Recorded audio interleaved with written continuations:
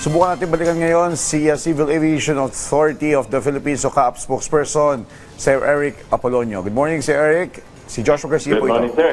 Alright, yan, Good magdilan na po morning. tayo. Sir, anong oras po nag-resume o naibalik ang biyahe sa Jensan Airport ngayong araw? Well, sa ngayon po, nag-start to ng 8 o'clock at yung last flight natin is 8:30 in the evening. Alright. And kumusta po ang naging assessment dito for the peace of mind po ng ating mga pasahero? Okay na po ba ang lahat? Yung integridad ng ating paliparan, walang damage o naayos na po lahat?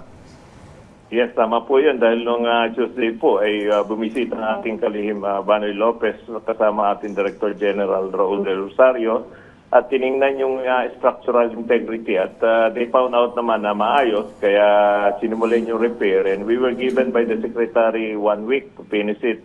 And sa ngayon nga po, nabuksan na natin, nabit natin yung deadline na Monday. Okay. And all commercial flights po ay pinapayagan na po o limitado pa rin po ang biyahe? Wala po, tuloy-tuloy po ito. Kahit night flight po, meron na tayo ngayon. Okay.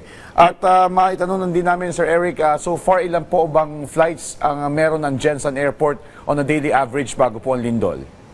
Daily average is 16 flights to and from. But malalaki ho kasi yung aircraft na ginagamit dito as compared doon sa mga ibang airports na nagkakarga yung like Airbus 330 at 777. More than 300 po ang laman yan as compared doon sa mga Airbus 320 na 150 lang.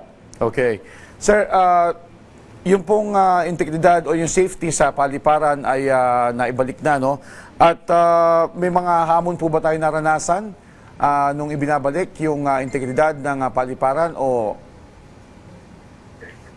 natutunan naman po lahat na kailangan? Kaya po nagkaroon ng medyo yung safety ang importante sa amin. At yung aftershock po kasi tuloy-tuloy kahit kahapon meron pa eh. Pero just the same operational naman po at we make sure na at least safe yung ating mga pasahero doon sa passenger terminal. Okay. Mensahe niyo po, Sir Eric, sa ating po mga kababayan, lalo po yung mga naapektuhan yung kanilang booking, yung kanilang mga flight.